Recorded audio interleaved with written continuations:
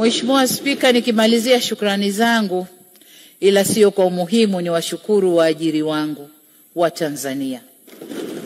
Hakika wao ndio hamasa na chachu ya mimi kufanya yote haya.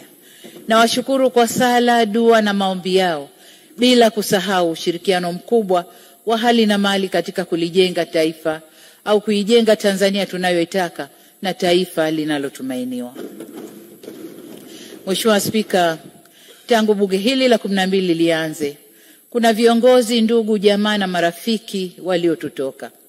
Kama tunavyojua, tuliondokewa na hayati Dr. John Pombe Magufuli, rais wa awamu ya 5. Vile vile tuliondokewa pia na hayati Mzee Ali Hassan Mwinyi, rais mstaafu wa awamu ya 2, hayati Cleopa David Msuya, aliyekuwa makamu wa kwanza wa rais na waziri mkuu mstaafu, na hayati Edward Ngoyai Lowassa, aliyewahi kuwa waziri mkuu. Mheshimiwa Spika, hata katika bunge hili wapo pia wabunge wenzetu tulikuwa nao wakati nikizindua bunge hili tarehe 22 mwezi wa 4 2021, ila sasa wametangulia mbele ya haki. Hivyo naomba tusimame dakika moja kuwaombea. Mwenyezi Mungu azipumzishe roho zao mahali pema peponi.